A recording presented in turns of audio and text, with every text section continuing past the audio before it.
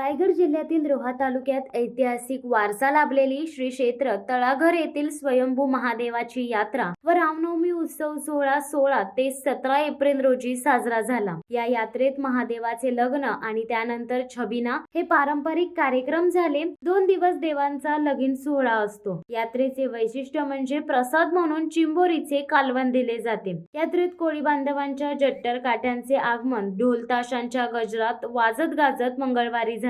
भाविकांनी भक्तिभावात तल्लीन होऊन श्री शंभू महादेव आणि माता पार्वती यांच्या लग्न सोहळ्याचे दर्शन घेतले। लग्न सोहळ्यासाठी तळा, मुरुड, रोहा, श्रीवर्धन, म्हसळा आदी तालुक्यांसह विविध ठिकाणाहून विशेषतः ग्रामीण भागातून बहुजन समाज भाविक मोठ्या संख्येने उपस्थित होता। हजारो कोळी बांधव महादेवाचे भक्त सुतार यांची गळाभेट हा ऐतिहासिक क्षण समजला जातो। प्रसाद म्हणून या यात्रेत चिंबोरीचे कालवण दिले जाते। विविध प्रकारे सजवलेल्या काट्या हेही यात्रेचे प्रमुख आकर्षण असते। महादेवाचा विवाह विधी पार पडण्यासाठी परिसरातील 7 गावचे जंगम येतात। रात्री 12 वाजता खारगावचा नवरा आणि धाटावची नवरी असा आगळा वेगळा आणि महत्त्वपूर्ण विवाह सोहळा पार पडतो। नवरदेवाचा मान असलेली महादेवची काठी खारगाव येथून येते। असा हा विवाह सोहळा 2 दिवस रंगतो। यावेळी स्थानिक पोलीस पाटलांना विशेष मान असतो। यंदा ही यात्रा यशस्वी करण्यासाठी धाटाव पंचक्रोशीतील सर्व सरपंच, सदस्य, तळाघर ग्रामस्थ,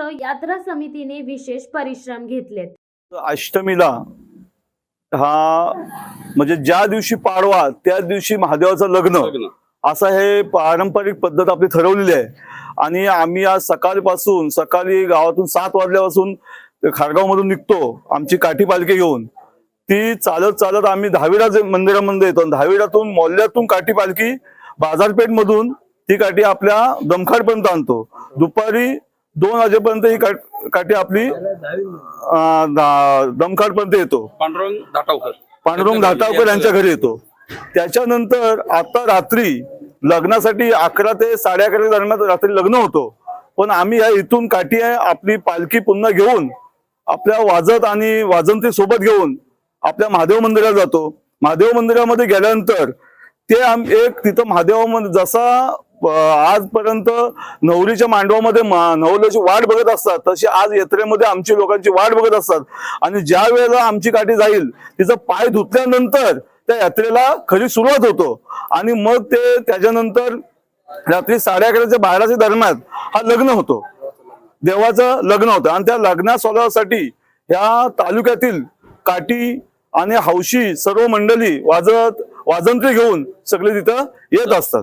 तळाघर गावी ही महादेवाची स्वयंभू शंकराची पिंड स्थापन झाली।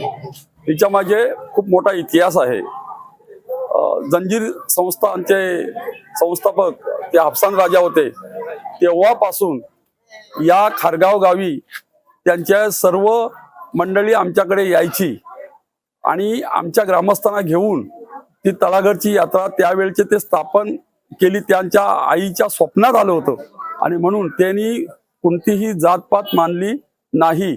त्यांनी स्वतः त्यांच्या आईच्या स्वप्नात आलं। ते मुसलमान राजा होते तरी पण शंकराची भक्ती होती त्यांची आई आणि म्हणून ही यात्रा तिथपासून साधारणपणे तिला कालावधी 200 वर्षापेक्षा जास्त कालावधी असेल।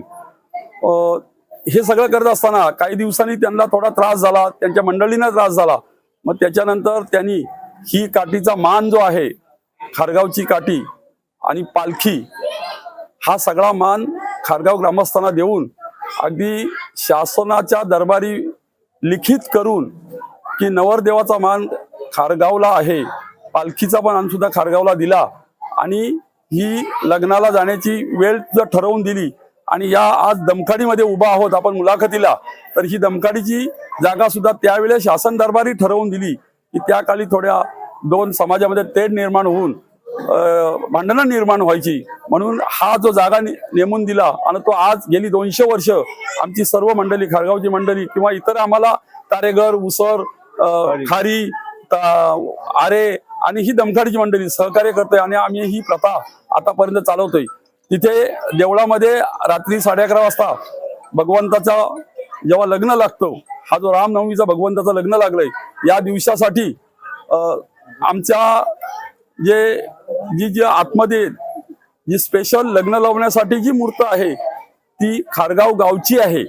तिच्यावर जर उचलून पाहिलं तर खाली खारगाव हे गाव नाव लिहिलेलं आहे. पण ते नेण्या आणण्यासाठी सांभाळ करण्यासाठी आम्ही थोडे जवळ लांब पडतो. रात्री सकाळी आमची छबिना फिरल्यानंतर रिटर्न होताना मग आम्ही तो महादेववाडीच्या गावाकडे ती अर्पण करून ठेवलेली आहे. आज रोजी लग्नाला बसताना त्यांच्या मांडीवर सुद्धा आमची मूर्त असते आणि आमचे पाटील जे आहेत गावचे सखाराम पाटील, खेळू पाटील, त्यांना बाजूला बसवलं जाते. आणि असा माना या मानपानाच्या सिस्टीम मध्ये म्हणजे खारगाव नवरदेव, धाटाव नवरी, सुकेली करवला आणि वरसगाव करवली असे प्रत्येक एका नवरदेवाला एक करवली दिलेली असते, एक करवला दिलेला असतो. त्याप्रमाणे या 4 मानाच्या काठी असतात. तिथे 4 मानाचे मानकरी असतात आणि अशा पद्धतीने या भगवंताचं शंकराचं लग्न तिथे लावलं जातं रात्री 11:30 ते 12 वाजता या यात्रेकरिता. आणि मुरुड वरून येणाऱ्या काठी आहेत, राटाट, मांदाड, म्हणजे प्रत्येक काठीला वारळ, वारक, जमृतकार, अमृतकार या अनेक काठ्यांना प्रत्येकाला मान वेगवेगळा दिलेला आहे. त्या काली हाफसान राजाने जंजिरा संस्थाने दिलेला आहे. पण ही यात्रा शंकराची यात्रा असल्यामुळं सुरळीत चालण्यासाठी आम्ही सगळे लोक त्यासाठी प्रयत्न करत आहोत. उद्याला जेव्हा तीर्थाचा कार्यक्रम होईल तर दुपारी 2:30-3 वाजता तर त्यावेळेस सुद्धा 4 मानाचे तांबे आमचा जो भक्त आहेत त्या भक्तांच्या हातात दिले जातात आणि ते भक्त 4ही तांबे बुडवले जातात. खारगाव, घाटाव, सुकेली आणि वरसगाव असे 4 तांबे बुडवून नंतर इतरांना मान दिला जातो. आणि म्हणूनच ही आमची खारगावची एवढी मंडळी हा जो उत्साह आहे, हा जो शंकराचे आमची पालखी काठी जाते त्याच्यासाठी एवढी आनंदाने आज दुपारी बघितलं असेल तुम्ही, एवढं टेम्परेचर असताना सुद्धा एवढ्या आनंदाने सगळी लोक नाचत असतात, गाजत असतात. की यात्रेचं महत्व चांगलं टिकवण्यासाठी काहीही भांडण न करता उद्या रात्री 1:30 वाजता ते 1 वाजता छबिना असतो. तो जो छबिना फिरतो त्याच्यासाठी त्यांच्याकडची मंडळी म्हणजे नवरीकडची मंडळी आमच्याकडे त्यांचे जे काही मानपान असतो, तांदूळ बिंदूळ हे सगळं घेऊन आमच्या बिराडी, आम्हाला एक बिराडी जागा दिलेली आहे महादेववाडीमध्ये, त्या बिराडी आम्ही बसलेले असतो. तिथे ते सगळेजण येतात वाजत गाजत, त्यांची मशाल बिशाल सगळे पेटवून घेऊन येत असतात. आणि आमची मंडळी तिथे चहा पाणी होते. ज्या एकमेकाच्या सुखदुःखाच्या सोयरे संबंध, एकमेकाच्या सुखदुःख आणि अडचणी, या यात्रेकरून होणाऱ्या अडचणी याच्यावर चर्चा पण करतात आमची ही सगळी मंडळी. हा बालाराम पाटील आहेत, मोरेश्वर गायकर आहेत, गजानन दासाडे आहेत, हे नथुराम पाटील आहेत, हा सतीश आहे आमच्यासोबत, यांनी तर तुम्हाला आयोजित केलं, बबन गायकर, मधुकर, ही अशी सगळी ज्येष्ठ मंडळी असते. आणि मग ही ज्येष्ठ मंडळी आम्ही त्याच्यावर चर्चा करतो. काही चुका असतील त्या एकमेकाच्या सावरून घेऊन पुन्हा भगवंताच्या दोन्ही मूर्ती म्हणजे शंकराची मूर्ती सुद्धा आणि पार्वतीची मूर्ती सुद्धा म्हणजे खारगावची मूर्ती सुद्धा आणि धाटावची मूर्ती सुद्धा दोन्ही घेऊन तो छबिना देऊळ मंदिराभोवती त्या 6-7 काठी असतात. पूर्वी 40 काठ्या उभ्या असायच्या, पण आता 10-15 20-25 आहे, 25 काठ्या असतात. आणि मग त्या सगळ्या छबिना फिरतो आणि सकाळी 4:30-5च्या दरम्यान ही यात्रेची सांगता होते. शिवसत्ता टाइम्स साठी अक्षय जाधव, रोहा. दे धडक बेधडक वृत्त देणाऱ्या आपल्या शिवसत्ता टाइम्स न्यूज चॅनलला लाल बटन दाबून सबस्क्राईब करा आणि बेल आयकॉनला क्लिक करायला विसरू नका.